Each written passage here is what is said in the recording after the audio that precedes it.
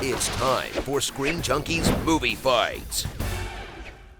Well, welcome back to part 2 of the Joker 2 live stream extravaganza, where we're bringing back a little old movie fight. But you know what? Why am I talking? There's a lot of empty room at the desk. Don't you need a host for this movie fight? It's Hal my goodness.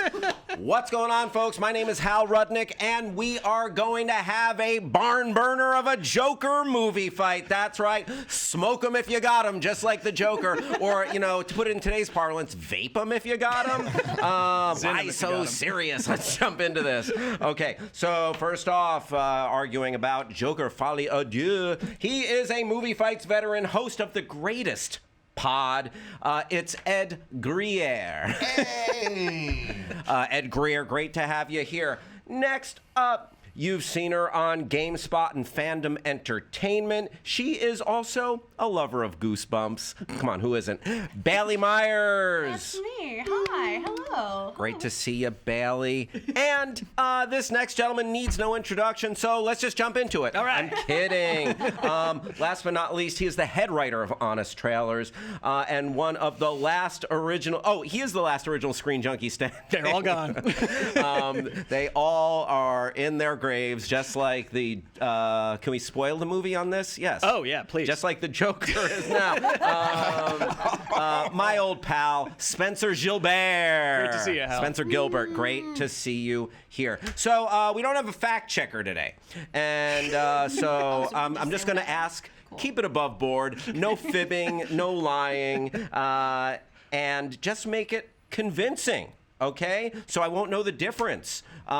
Commit to your argument. And also, if you make me laugh, extra points for that. A couple of rules. This is a one and done round. So give it everything you got.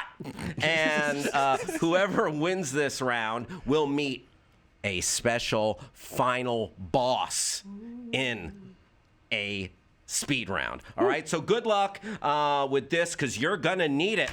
Let's jump into the question, folks. Wow. Let's get nuts. Question one, and the one and only. Oh, wait, they're doing the thing. Stop this fight, I'll show you. I can do this all day. There we go. You get it? We're gonna fight. Okay. Here's the question. Joker, Folie, Deux, has left a lot of filmgoers unsatisfied. A little bit of a bad taste in their mouth. So, we ask you, what would be a better conclusion to Arthur Fleck's story? Here's your chance to pitch us a better ending to Joker 2. Let's start off with the man immediately to my left, Ed Greer. Okay, how much time do we have? 1 minute? As long as you want. Okay, fine, forget it. You know what? I'll say TikTok if it's Okay, dragging. gotcha, okay. Look, I'm going to commit to what Todd Phillips did. I'm going to commit to his vision, okay? He's a deconstructionist at heart.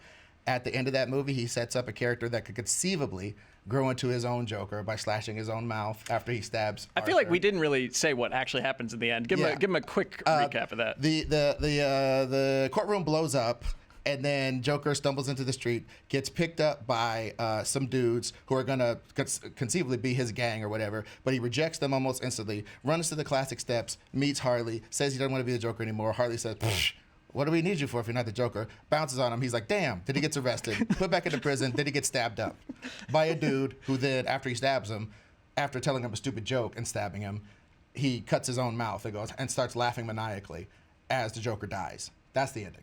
Okay, now my time will Nicely commence. done. Now my time will commence. You've literally told me the actual ending instead of pitching a new one. I asked. He said quick recap. Okay, now my time will start. Now look, given that ending of what Todd wanted to do, all I'm doing is a little tweak.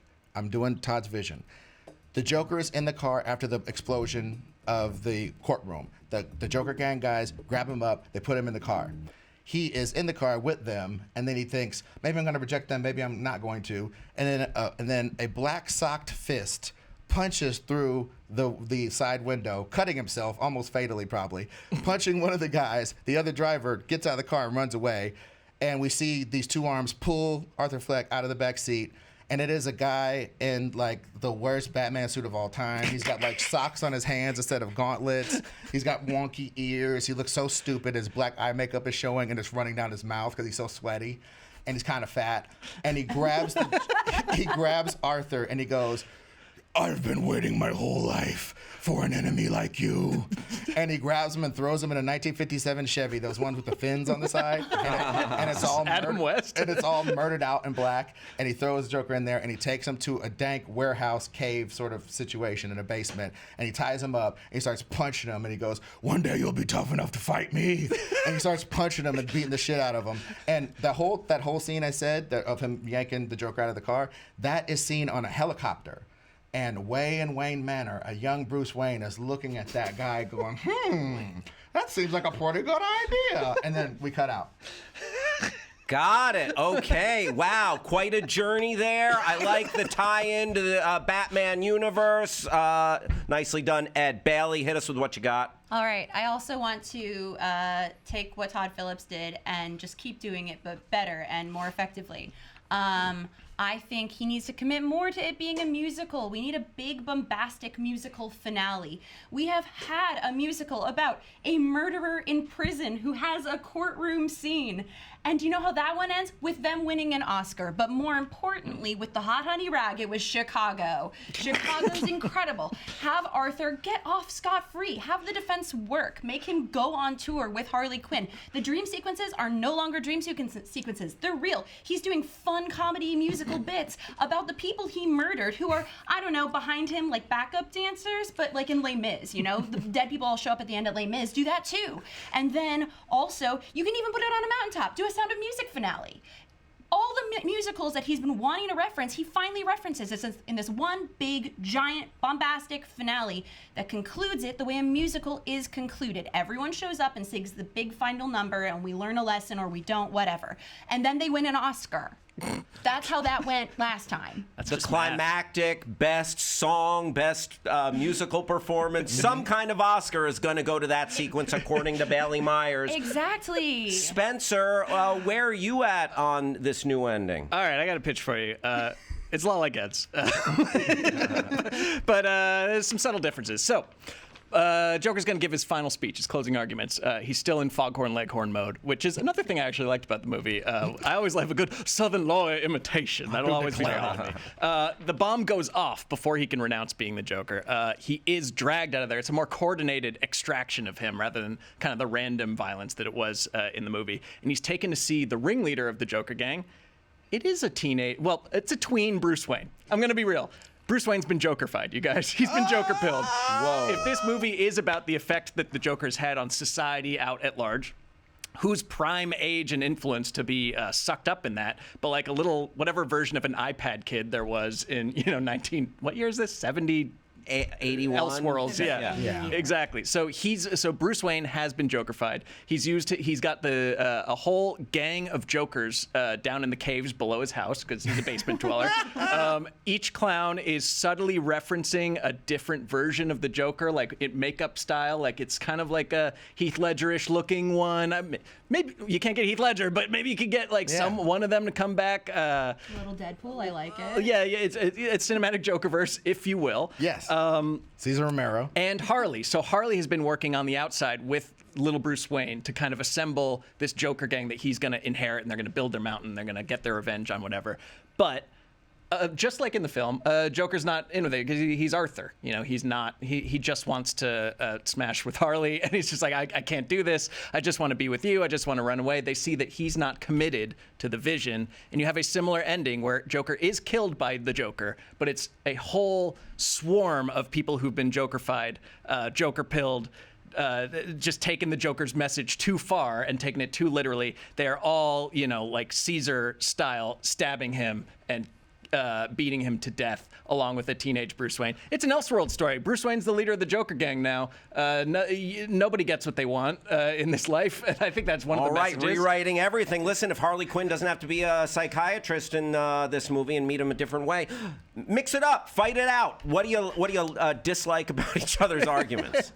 No, I want to start with how brilliant Spencer's is. Oh, For real. thank you, Ed. It's even more of an FU than mine would be, which is incredible. Because I thought I was all the way to the edge, but you're just like, no, Bruce Wayne is the Joker. In this movie, why not? Oh, I mean, that's Todd solid. Phillipsian. Yeah. You just weren't going Jokered enough. I mean, I love. I think you. I like yours, Ed, but I think that it's too much of a level of removal to have Bruce Wayne just observing, to be back. Yeah. If there's one thing people know about the Joker, he's a clown that hates Batman or fights Batman. He's the clown that fights Batman. You stop someone on the street, that's what they're going to know about the Joker. I want to hear from Bailey. Bailey, you pitched a new ending to the musical. The movie is a musical. Will you sing a little bit of your ending for us?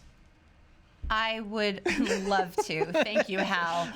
Absolutely. Got to give the people what they want to Great. paraphrase the movie. What a cool setup for me. I'll back you up, Bailey, if you want to do a Folie These two are Deux. just like on a love fest, like we're on the same vibe, and you're like, Bailey, why don't you sing us a little song? That's cool. Well, then we can let's do. I don't know Chicago from heart, but we can all do it. If you are pitching a song from Chicago, you got to give us a little medicine dropper of it. Well, okay, I know they do this dance a lot at the end, so thank you, Zach. That's very good. That really adds to the vibe. Love it. Love that. I think that Todd Phillips didn't commit enough to he has big emotions and sings every time. The only emotions he seems to have are I love Harley Quinn so much. What if he has a sad one? What if he has a sad one? I love that. I love that. Thank you. Wait, can we have a little Yentl interlude? Joker, can you hear me? I would have liked a little bit of a Little Shop of Horrors. Suddenly, Arthur. It's just it felt like Todd Phillips knew one big emotion, and it was being horny for a woman. A classic emotion. It's just I don't know when you get your heart broken. When his friend died, he should have sang a sad little song. Why didn't he sing a sad little song then? Right. Commit to a musical in your final act, Todd Phillips. I Yeah. swear to God. And I also agree that the movie could have had a little better on the nose songs. The songs are so on the nose. Just like after he bangs Harley, then he gets beat up in the shower or whatever, and they kick him in the head, and ain't that a kick in the head? Yeah. And it's like, oh, come on, get nuts. If you're going to be that on the jukebox, get on the jukebox. I think Give us a little to reflect get his- nut. You want to get nuts? Let's get you nuts. want to get nuts? I like yours, Bailey. I do think it was missing the big musical number, but I think it should have been like a slightly different tact and maybe done something from the early oddies, like a Papa Roach or a Limp Bizkit or something that could kind of justify him turning into the damaged Joker that we know and love. And what about some meta stuff? Like Hal said off air, we could do little Lady Gaga busting a Bad Romance. Oh, Bad Romance would be, yeah, there you know go. what I mean? Smash that fourth wall. yeah, why doesn't she just? Or sing? they're leaving Oh, the yeah. courtroom, a little paparazzi. Yeah. Could just, I mean, Joker face is right there. Yeah. The thing about singing in a courtroom that's always going to get me, and this might just be me because it's not a huge. This crowd probably knows Cop Rock. Do we know Cop Rock at this table? I know the reference. I think I've seen part of an episode.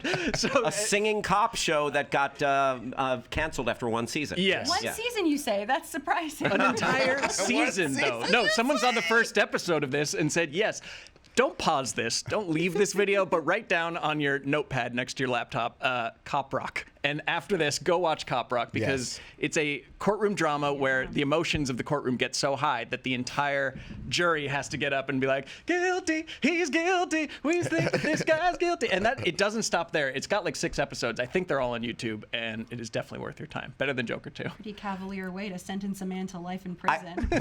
I say defund Cop Rock. Fun Cop Rock. All right, time. Wow. What a huge throwdown that was. I hope no one had a point locked and loaded that they didn't get to. Great. So I love all of these endings better than the actual ending of the film. So congrats on that. Y'all were Yes, go entertaining. team. You all we did. presented great arguments. Spencer, you had me on this army of jokers like coming and like out and like killing their hero who kind of betrayed them, but then you really lost me when you said, oh, it was like the other movie jokers. That kind of pulled the rug out from under the universe a little bit. Bailey, I really I love the Chicago vibes and the busting into the big bombastic musical number, jazz hands. But it was a little more of the same-ish because the musical aspect, I think we all agree that they didn't make the most of it tonally. It was kind of the same. I think we're kind of sick of his take on the musical by the end, even though yours is a nice upswing in tone. It wasn't my favorite of the arguments. Mine was Ed's because we all were... I think it whets our appetite. We want to see, these little Easter eggs for Batman. So that ending, it gave me Split Unbreakable vibes when we see Bruce Willis sitting in the diner at the end of Split, and it's like, yes, that's what I'm here for. I'm like, oh, yeah, show us like the early incarnation of the Dark Knight. Now the world's coming together, and like, wow, I sat through that 2 hours and 20 minutes. Worthwhile. So, hoot, hoot, Owl Nation. The victory goes to Ed Greer. Jeez Louise. Came up with that on the spot. Congratulations. I sang a whole song and I still didn't win. I feel a lot like Todd Phillips in that way.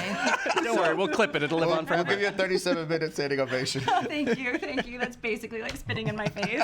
Ed, your prize for winning this movie fight is going from the frying pan into the fire because you are about to face, if you want to put on your earphones, please, the reigning movie fights champion of the world. You know him. He is a Screen Junkies legend, the man, the myth, the champ, Dan Merle. Oh, hi there. Yeah, Dan. Dan, great to see you, pal. Been too long. How are things going, my friend? They are fantastic. It's like I'm calling in from Mars. This is fun. Right on. So, you know the deal. Ed just won a single question movie fight, and his prize is to face the reigning champion in this 5-question speed round. Now, Dan, let me ask you a question. I don't think we talked about this. Is the belt on the line right now? Where is the belt in general? Or is this an exhibition? It's got to get shipped. You would is know this better an than I exhibit? would. I did bring a relic. I brought an antique. I have this one Nice. still. Wow. Oh, hell yeah. Wow. It's a very much worse for wear. I don't know if I don't think it's on the line. I don't know. It's in if it was a belt storage match. somewhere here. We'll dig it out. Okay, this is just an exhibition. Maybe we'll do this another time, and the belt will be on the line. And then, Dan, if you lose, which is a rare occasion, you'll have to FedEx the belt to somebody. Fair enough. But the belt is not on the line. This is an exhibition just for bragging rights. Okay, let's jump into. Remind me how much time they get. I'll keep time. Okay, they each get 20 seconds. Let's do 20. 20 and 20. Let's do 20 seconds. They get 20 and 20. All right, Ed is player 1. Dan is player 2. Do we get our 10-second rebuttals, or are we Yes, just 10 on a second on a rebuttals. time? Yes, thank you, Dan. Thank you, Dan. All right, 20-second initially, 10-second rebuttal. Here is the first question. What other movie villain's trial would make a better movie than Joker 2? Ed. Well, whoever says chimes in first gets their pick. Oh, okay. Yeah, okay. All right, chime in with by saying Joker. Not Joker. Roy Batty from Blade Runner. Roy Batty from Blade Runner, and Ed. And I said Penguin. Okay, we heard Dan first. Dan, you get 20 seconds whenever you start speaking. All right, I'm a Star Trek nerd. One of the best episodes was when they put Data on trial to decide what is life. So we have that in the Blade Runner universe. You have Roy Batty on trial for murder, and you're trying to figure out, is he liable? Was he made this way? Was he programmed this way? Where does the humanity start? Where does it begin? It gets deep and weird and slow, just like Blade Runner does, and it brings in bigger questions of humanity. Okay. Time. Ed Greer.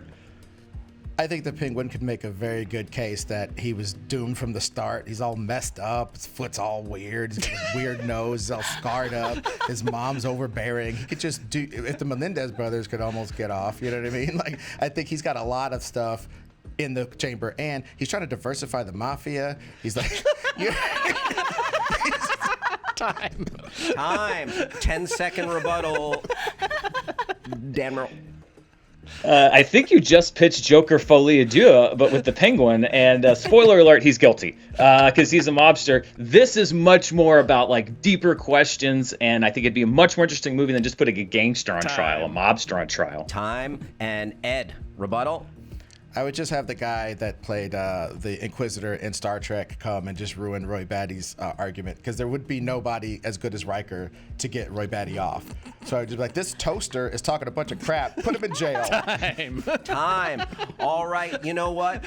Solid arguments from each, but you were both reminiscent of what we just saw. You said it was going to get long and deep and weird, Dan, which is like the movie we just saw was very long and pseudo deep, and then you just pitched something in the same universe, which is a little too reminiscent of that. But Ed, I got to give the point to Dan because you just brought Star Trek into the Blade Runner universe, and like, I don't know how that would work. Hope someone got fired for that blunder. 1 point, Dan. Next question. Riker lost that trial, by the way, just for the record. Sorry. Okay, shout your answer as soon as you have it. What director would have likely made the finished film even worse than Todd Phillips's version? Oh, Zack Snyder. oh, damn, that's good. We got Zach. Ed. 5. The Safdie brothers. The Safdie brothers. Okay. So we have Zack Snyder, we have the Safdie brothers, Uncut Gems, Good Times, etc. All right, let's get 20 seconds on the clock for the champ, Dan Merle.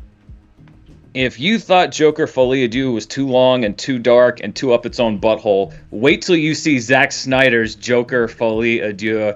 Every bit of subtlety that might have been in this movie, congratulations, that's the text of the movie now. And any small amount of flash or creativity that you enjoyed, well, get ready to replace those colors with brown and gray, and somehow wheat is going to be involved. I don't know how, but it's going to be folded in.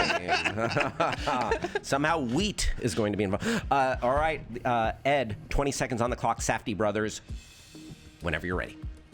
Well, if you think this movie needed more Kevin Garnett, you know, then the Safdie brothers will certainly bring that. Why would you have me put on this Joker makeup if I couldn't have you as the Joker? You know what I mean? Like, and I just think the overall tone that those guys bring is so anxiety-inducing that it is the exact opposite of the quiet of this movie, which would be against the rules. Time. All right, 10-second rebuttal, Dan Merle. I mean, Uncut Gems was a great movie about making a really damaged, unlikable character interesting. I would have liked to see what they did with Arthur Fleck. And yeah, put KG on the stand. Your Honor, I'd like to question Kevin Garnett. And he shows up on the stand. That's incredible. I'd watch that movie. Ed. Yeah, I'm not going to concede this, but that was so funny. The hot fuck leghorn rejoinder. But yes, I just think, yeah, damn it. Time. Ding, ding, ding. TKO. You know. I was against the ropes and I slid down and somebody started spraying my mouth with Gatorade. And here's the thing. Anything is possible. Dan did pitch a potentially worse movie. Ed, the movie you pitched sounds like a banger. I want to see that one. Everybody loves them so much. Yes. All right. It is 2-0 Dan Merle. So Ed needs to run the table here. Ed needs to run the table. Dan takes this. He shuts us all up. All right. Here we go. What was the worst scene/moment in Joker 2? Shout out your answer.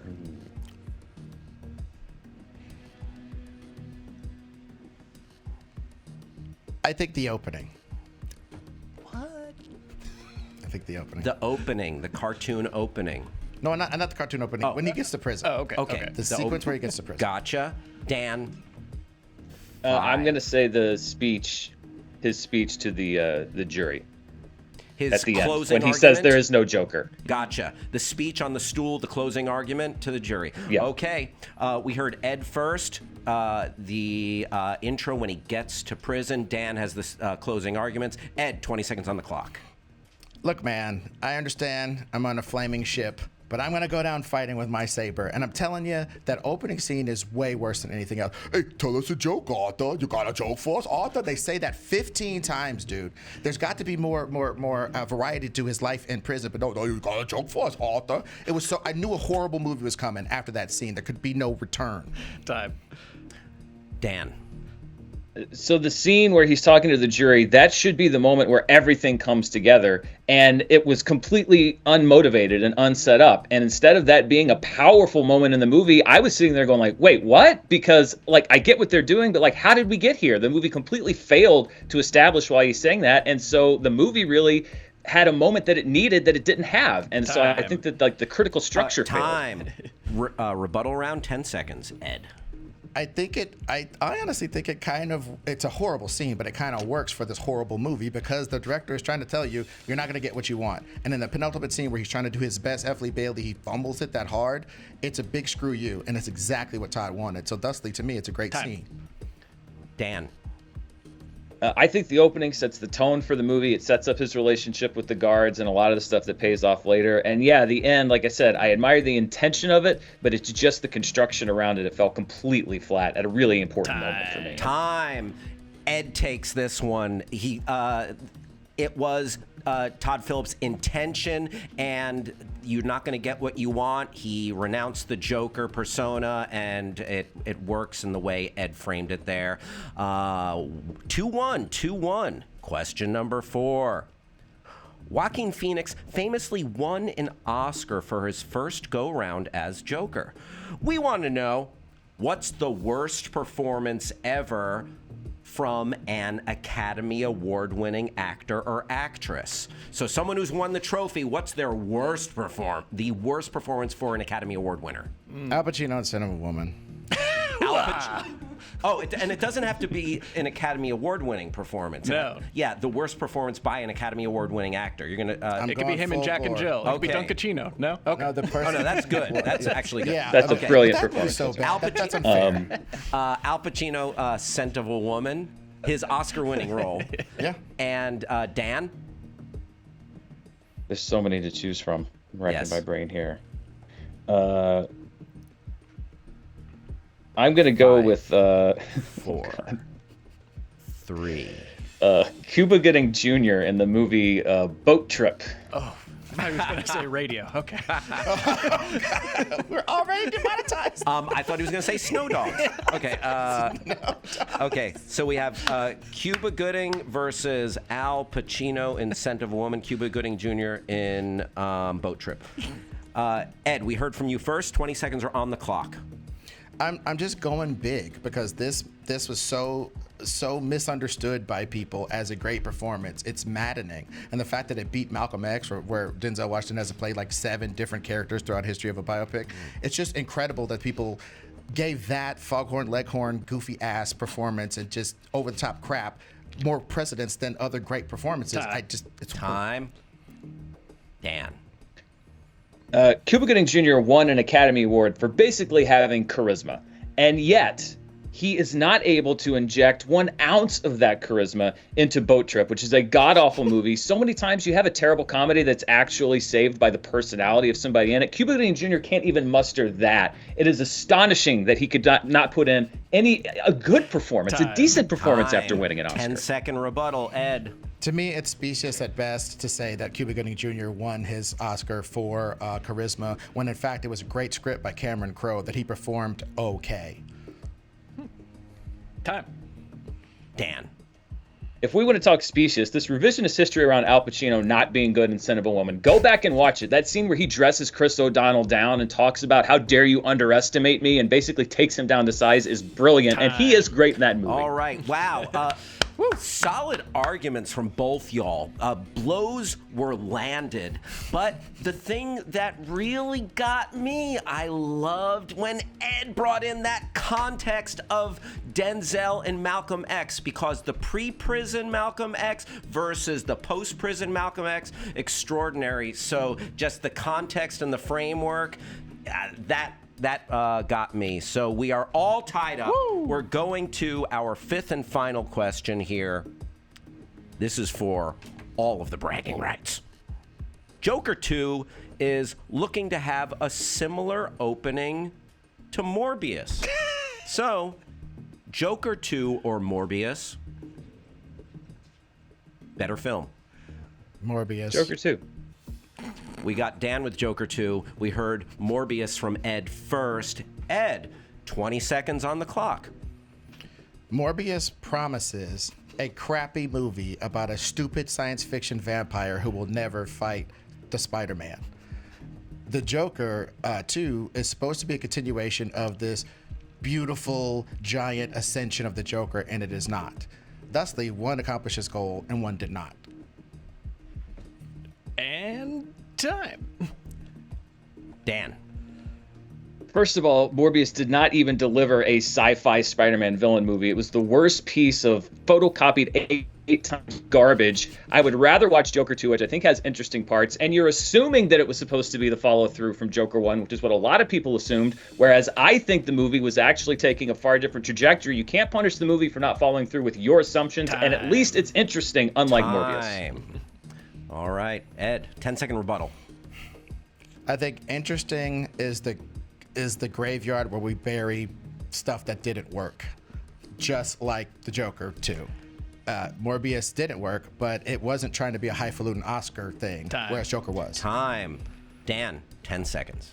I will take a noble failure that didn't work over something that didn't even try to work. They put in that stupid Michael Keaton cameo. I think I'm here for some reason about Spider-Man. It was god-awful. No effort put into it. Give me the try of Joker 2. I love you, Dan. You're the best. Wow, man. First, a round of applause for both of our combatants. Epic. It came down to the final question after a furious comeback by Ed. I feel like both of you put out great points about your choices, but at the end of the day, I think Dan deconstructed your argument, putting down what Morbius was, and framed his film in the best light. Joker 2, a noble failure on what it intended to try. So, by the skin of his teeth, Dan Merle takes this speed round and our Joker movie fights. Wow. Can I say a few words about being slain in battle? Look, I am the Grendel, but Dan is Beowulf. Yes. He will always choke you out in a weird castle. Yeah, you know what I mean? It's just like I beat up all the Vikings and then I get to this one guy with superpowers and it's like, come on. My ear hurts. I'm just trying to live. I mean, Dan is unstoppable. He's awesome. Dan, I held off on watching your... Oh, nice music cue change. I held off on watching your Joker 2 review because I didn't want to be sullied before we made this video, but that is the first thing I'm going to watch after this.